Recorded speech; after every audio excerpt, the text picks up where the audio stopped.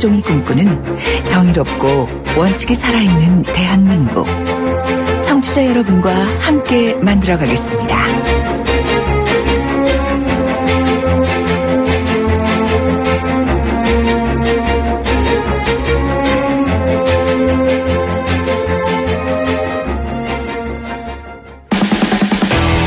돌려보고 비틀어보는 오늘의 이슈.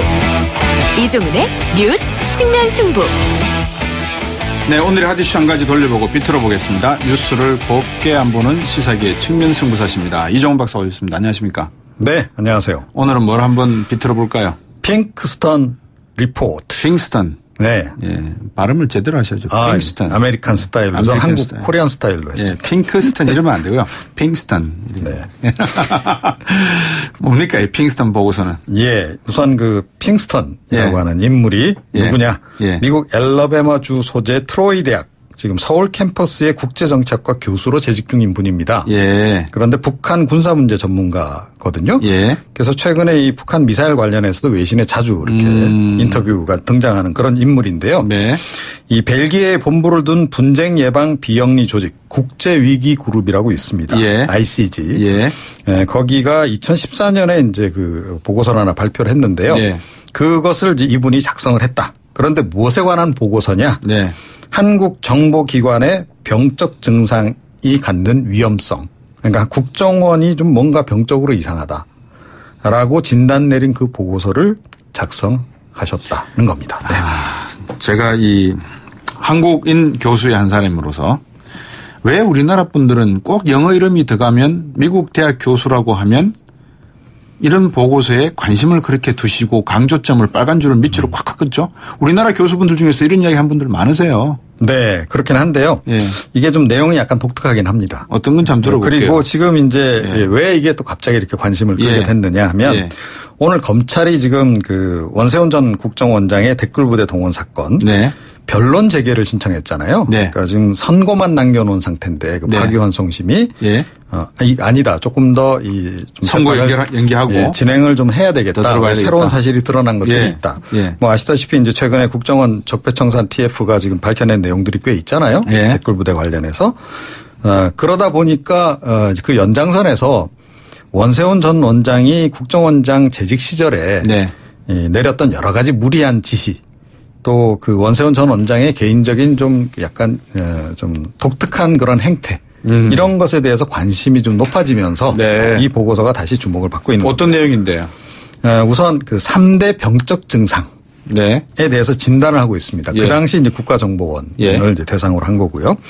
정보활동 실패, 정보의 정치화, 국내 정치 개입 이 세 가지를 들었는데 늘상 하는 이야기인데. 예. 그런데 이제 그 소식통을 인용해서 그 적은 부분이 사실은 지금 굉장히 특히 논란을 좀 유발하고 있습니다. 그게 뭐냐면 원 전 원장 시절 국정원의 사기가 곤두박질을 쳐서 약 10명 정도의 국정원 요원이 자살을 했다. 이런 내용이 지금 전해지고 있어서요. 전반적으로 지금 원세훈 전 원장이 그 당시 정보기관 수장으로서 역량이 부족했다 이렇게 진단을 하고 있는데 그 과정에서 아니 10명씩이나 자살을 했다니 이러면서 더 지금 관심을 끌고 있는 거죠. 지금 이게 이제 왜냐하면 언론이기 때문에 상당히 조심해야 될 게 인과관계에 대한 정확한 사연이 없으면 이걸 언론에서 이야기한다는 건 상당히 조심스럽거든요. 그렇죠. 그래서 이제 사실은 지금 말씀드리는 내용이 그 보고서에서 그렇게 진단을 내린 내용을 지금 말씀드리고 있는 겁니다. 정리해서. 그래서 핑스턴 보고서가 주목을 받고 있다 이 말씀이군요. 그렇습니다. 핑스턴 교수가 10명의 국정원 직원이 원세훈 원장 시절에 스트레스를 받아서 자살을 했다. 자살을 했다라고 내부 소식통이 전하더라라고 보고서에 썼고요. 앞서서 그런 것까지 포함해서 그 당시 이제 국정원이 좀 문제가 많았다라고 하는 것을 진단 내린 그런 보고서인 거죠. 이게 어떻게 핑스턴 교수가 미국 CIA 요원도 아닐 건데 그 사람 귀에까지 들어갔을까요? 모르죠. 뭐 그분 정체가 어떻게 되는지는. 모르기야 모르죠. 이미 청취자분들은 눈치채신 분도 계실 거고요. 2015년 자신의 마티즈 차량에서 자살한 사람이 있었죠. 네. 임모과장. 그 말고 9분이 더 계신다는 겁니까? 뭐 지금 이 보고서에 이제 그 내용에 근거하자면 뭐 이제 그렇다 이렇게 이제 볼 수 있을 텐데요. 그 다른 또 이 지금 언론이 좀 취재를 하는 과정에서 그 내부 제보자죠. 얘기도 좀 전해지고 있는데 하여튼 그 자기 업무로부터 그 당시에 배제를 당한 직원들이 우울증에 시달리다가 자살을 택한 경우가 몇 명, 여러 명 있었다라고 하는 지금 또 다른 얘기가 좀 나오곤 있습니다. 예. 그러니까 이 보고서 내용이 전혀 근거가 없는 것은 아니다라는 건데요. 근데 원 전 원장 시절에 사실은 그 인사와 관련해서 굉장히 말이 많았어요. 그러니까 너무 자기 사람 심기를 심하게 한다라는 네. 얘기도 있었고요. 예. 한 달에 한 번 인사를 이렇게 해가지고 예. 그것도 굉장히 그 하위직까지 말단직까지 다 본인이 직접 챙기고 그래서 참나. 사실은 굉장히 논란이 그 당시에 많았었거든요. 예. 그런데 결국은 이제 그 연장선에서 이런 그 일들이 있었던 것이 아니냐라고 하는 그런 추정이 지금 나오는 거죠. 오죽했으면은 주사라는 직위를 붙여갖고 원주사라고 원장을 보고 원주사라고 예, 그게 바로 이제 인사 문제와 관련한 건데요. 그러니까 너무 그 하위직까지 다 시시콜콜하게 이제 인사 문제를 챙기니까 네. 그 당시 이제 국정원에서 이제 주사다. 그래서 원주사라고 하는 그런 별명이 이제 나온 바가 있고 네. 2011년도 당시에 그 당시 언론 보도를 보면 이 내용이 굉장히 많이 나옵니다. 네. 그리고 그와 더불어서 또 다른 별명이 뭐냐면 원따로. 이게 뭐냐면 이 직원들하고 밥을 그 당시 거의 같이 안 먹었다는 거죠. 그리고 뭐 혼자서 집무실이나 구내식당에서 그냥 이렇게 먹는 이런 일이 굉장히 잦아서 사실은 기관장이 이런 경우가 거의 없지 않습니까? 없죠. 예, 오히려 너무 많이 직원들을 우르르 데리고 다녀서 이 논란인데 예. 좀 그랬던 적이 있어요. 그런데 이게 비단 이때만 그런 게 아니고 네. 서울시에 이제 오랫동안 재직하지 않았습니까? 네.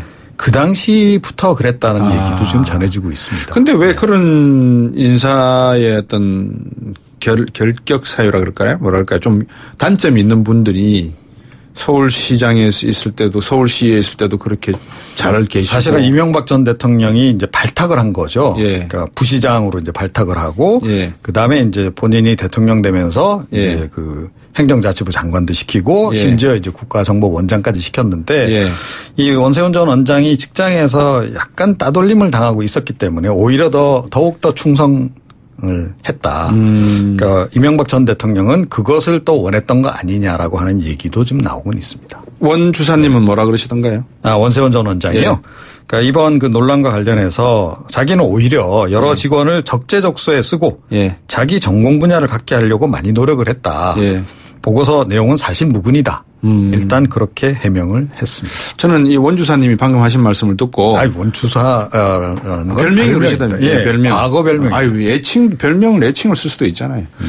그 유영진 시학처장도 한번 이 말씀을 들어보셔야 될 것 같아요. 네. 예. 그래서 문재인 정부가 성공하기 위해서는 네. 원세훈 시장이 운영했다고 하는 댓글 부대도 TF팀으로 척결하는 게 중요하지만 이런 인사의 관행을 가져간다는 것 자체에 대해서도 한번 고민을 해보셨으면 하는 생각이 듭니다. 미래일까지 걱정을 하시는 그럼요. 네. 예. 오늘 말씀 잘 들었습니다. 네. 시사평론가 이종훈 박사였습니다. 청취자가 묻고 박 박사가 전한다. 방송을 들으시면서 궁금하신 사항은 문자 메시지로 보내주세요. 샵 0945번 우물정 0945번으로 짧은 문자 50원 긴 문자 100원의 정보 이용료가 있는 문자 메시지로 보내주시면 박 박사가 꼼꼼하게 읽고 인터뷰에서 대신 질문해드립니다. 오늘 들으신 인터뷰 방송은 YTN 라디오 곽수종의 뉴스 정면 승부 홈페이지나 팟캐스트 팟빵을 통해 다시 확인하실 수도 있습니다.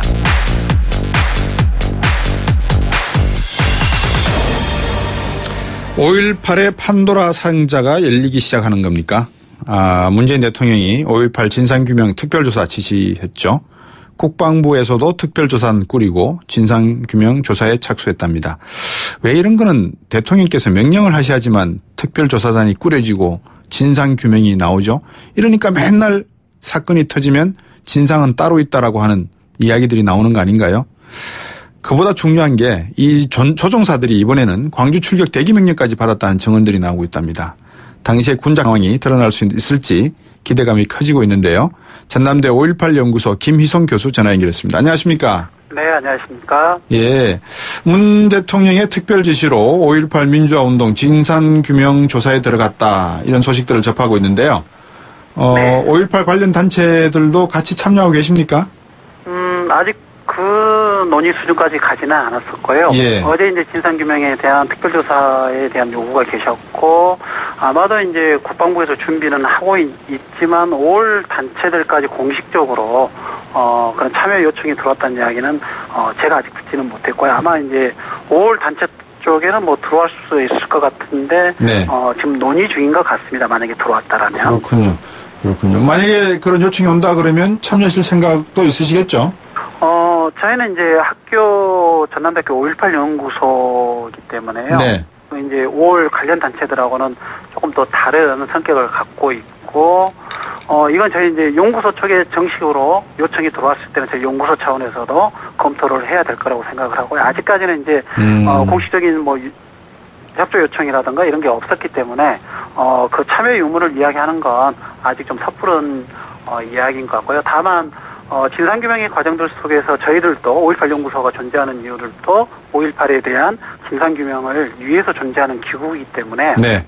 저희들은 충분히 진상규명을 위한 과정에 적극적으로 참여하고 협조해야 된다고 생각하고 있습니다. 예, 뭐 배심원제라는 게 뭐 별반 다른 거 아니지 않겠습니까? 그때 상황을 광주 시민들이 직접 말씀하시고 또 경험했던 또 목격했던 사양 내용들을 이런 진상조사위원회에 증거와 함께 제출을 하고 토론할 수 있다 그러면 그거는 바람직한 거다라고 생각이 드는데요. 근데 이제 이건 조금 차원이 다른 이야기인데요. 예. 가령 이제 원전에 관련된 배심원의 어떤 정책 수기 과정하고 예. 5.18 민주화 운동에 대한 진상규명에 대한 특별조사는 전혀 결이 다른 이야기거든요. 어떻게 결이 다른? 예. 정책을 결정하는데 시민들이 참여하는 거고. 네. 지금 저희들은 이제 국가폭력에 의해서 37년 전에 강주 시민들이 희생됐고. 예. 물론 이제 군인들도 일부 희생들은 군인 경찰요. 예. 그래서 이제 국가폭력에 대한 진상규명을 해야 되는 거고, 또 물론 이제 37년 동안에 여러 번의 이제 진상규명 노력이 있었지만, 예. 이게 미완의 과제들이 많았기 때문에, 예. 결국은 이제 국가폭력의 가해자였던 군 관계자들에 대한 조사, 군 기록에 대한 조사를 통해서 5.18 민주화운동 당시에 군 작전의 전모를 파악하는 과정이기 때문에 네. 약간 이제 5.18 민주화운동 진상규명에 관련된 성격은 방금 이제 사회자님께서 말씀하셨던 내용하고는 차이가 있다라고 보셔야죠. 네, 예. 뭐 무슨 말씀인지 충분히 이해가 됩니다. 이게 뭐 재판이라는 뜻은 제가 배심원 뜻은 말씀드린 건 아니고요. 네. 말씀하셨던 그런 특별조사단이니까 그 안에서 어떤 내용들에 대한 진상규명에 대한 참고 내지는 뭐 증거를 가지고 직접 조사를 하시는 거죠. 그런 네, 결이 다르는 건 충분히 이해를 하고 있습니다. 문제는 이제 문 대통령이 지시한 조사 범위가 시민군을 향해서 헬기가 사격을 했다는 의혹 아니겠습니까? 그죠? 네, 그렇죠. 그다음에 또 공군 전투기가 광주 출격을 대기 명령 받았다. 이 증언 두 건 아니겠습니까? 네. 두 가지 질문입니다. 이 헬기 사격과 출격 대기 명령에 대한 진상규명 어떻게 보시는지 하고요. 왜 지금까지는 이 두 가지 건이 드러나지 않았었습니까? 첫 번째 이제 헬기 사격에 관련된 부분들은 80년 당시부터 시민들은 헬기 사격을 목격했다라고 주장해 왔고, 예. 근데 이제 군에서 반박했던 내용들은 헬기 사격의 증거를 가져와라라는 식의 이제 대응이었던 거죠. 그 다음에 이제 헬기 사격이 갖고 있는 의미, 네. 이제 시민들을 상대로 특히 자국의 국민을 상대로 해서 헬기에서 기관총 사격을 했다라는 것은 예. 실은 믿기지 않는 일이었죠. 예. 그래서 군 관계자들도 그런 일은 없었을 것이다라고 36년 동안 이야기를 해왔다가 예. 작년에 이제 실은 도청 근처에 전일 빌딩이라는 건물이 있습니다. 타는 자격이 나왔죠? 네, 거기에 10층에서 타는 자국이 발견됐고 국립과학수사연구원에서 조사를 해보니까 그게 이제 80년 당시에는 전일 빌딩 10층보다 높은 건물이 없었거든요. 예. 그러면 타는의 각도, 발사 위치를 고려했을 때 이건 헬기에 의한 사격이다. 예. 라는 결론이 내려지면서 시민들이 이제 목격했다라는 주장이 실체로서 등장하게 된 거죠. 예. 그래서 다시 이제 요구들이 그럼 헬기 사격에 대한 전모, 헬기가 어떤 목적으로 출동을 했고 누구의 명령에서 사격을 했는지에 대한 네. 진상규명에 이제 요구들이 지역사회는 물론 이제 많은 시민들이 예. 줄기차게 요구해 왔다가 이번에 이제 공군 전투기도 예. 폭격 그러니까 폭탄을 탑재하고 강주 출동 명령을 대기했다라는 이제 방송이 월요일날 나오면서 네. 더더군다나 이제 진상규명에 대한 요구가 높아지는 과정에 문재인 대통령께서 이제 특별 지시로 예. 이 두 가지 사안을 먼저 조사를 해라. 예. 물론 이제 5.18 민주화운동 진상규명의 내용에 포함되겠지만, 예. 강주 지역에 그리고 많은 시민들의 조사 요구가 있기 때문에 네. 두 가지 사안에 관련해서 먼저 국방부가 선제적으로 조사를 하라라는 그런 특별 지시를 내리셨던 것 같습니다. 네. 과거 이게 지금 교수님도 아시겠지만 37년 지났습니다. 그죠? 네, 그렇습니다. 김대중 정부, 그다음에 노무현 정부, 뭐 그 뒤에 이명박 박근혜 정부는 그렇다 치고 김대중 정부와 노무현 정부 때 이 두 가지 방금 말씀하셨던 그 두 가지 건이 어느 정도 토론이나 진상조사단, 우리 김유선 교수께서 계시는 전남대학에서 진상조사의 어떤 연구 논문이나 이런 내용으로도 나온 적이 있었습니까? 5.18 민주화운동에 대한 진상규명은 37년 전부터 지금까지 줄기차게 있었다고 보셔야 될 것 같고요. 예. 결정적인 이제 계기가 됐던 것은 88년 국회 청문회 과정, 그다음 95년, 97년 전두환 노태우를 내란 음모로 기소를 하면서 특별검사가 이제 임명이 돼서 2년 동안 조사가 있었고요. 또 하나는 이제 2005년에 국방부 차원에서 진상규명, 과거사 이제 청산의 측면들 속에서 과거사 진상규명의 내용 중에 5.18 내용이 들어갔던. 그래서 이제 실은 많은 국민들이 5.18 민주화운동의 진상규명을 위한 정부 차원의 노력이 많이 있었다라고 오해하시는데 실은 이제 중요한 내용으로는 3번 있었던 거죠. 3차례에 걸쳐서 조사가 있었는데 실은 한 가지 이제 저희들이 간과해 왔던 것은 실은 80년 5.18의 국가폭력의 당사자가 전두환 그리고 노태우였거든요. 그리고 그들이 12년 동안 집권을 하고 있었던 거죠. 그래서 가해자들이 군 기록에 대한 군 관계자들에 대한 기록을 조작하고 은폐하고 일부는 이제 폐기까지 했던 것 같고요. 그러다 보니까 진상규명이 더디게 지금까지 진행되어 왔던 거죠. 네. 김유선 교수가 보시기에, 자, 이제 만약에 이번에도 제대로 조사가 이루어지지 않고, 뭐랄까요, 과거사 청산이라는 표현이 좀 그렇습니다만, 하여튼 진상규명이 제대로 이루어지지 않는다면 또 이게 50년, 100년 동안 남아있을 거 아니겠습니까? 혹시 생각하시는 더 많은 진상 조사가 필요한 대목이 있을까요? 어떤 부분입니까? 있다면? 저희는 이제 이번 진상규명은 약간 결이 좀 다른 것 같습니다. 이 표현이 좀 적절한가는 모르겠습니다만은 이번 진상규명의 그 계기가 됐던 게 공군 조종사분들의 제보였거든요. 양심적인 제보로 해서 미국 목사님들의 제보도 있었죠.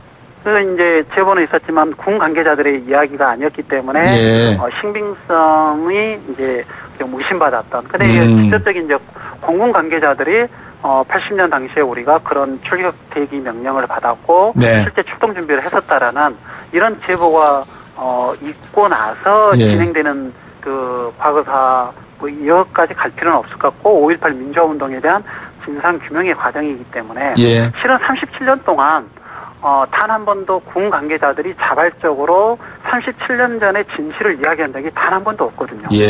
그래서 단 한 번도 그런 사실이 없다 보니까 결국 이제 진상규명이라는 것은 군 관계자들의 이야기가 중요한 건 아니겠습니까? 왜냐하면 본인들이 직접 작전에 참여했기 때문에. 근데 이 당사자들이 입을 다물고 실은 이제 이분들은 이제 방어적일 수밖에 없는 거죠. 가해자였기 때문에. 근데 이제 저희가 37년이 지난 지금에 와서 책임을 묻겠다라는 진상규명이 아니라 역사적 실체를 규명하겠다라는 진상규명이기 때문에 많은 분들의 어떤 양심적인 제보, 증언, 진술 이게 어울려 간다라면 이번 이제 진상규명은 과거와는 다른 새로운 전기를 마련할 수도 있을 것 같습니다. 네.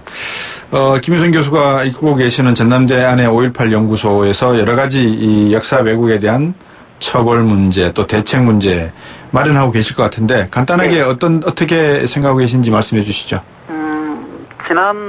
좀 안타깝게도 지난 시기에 이제 5.18 왜곡 폄훼가 너무 많았죠. 저희들은 5.18 왜곡 폄훼가 갖고 있는 논리적 모순점 5.18을 어떻게 왜곡하고 있는가라는 대응을 좀 해왔고요.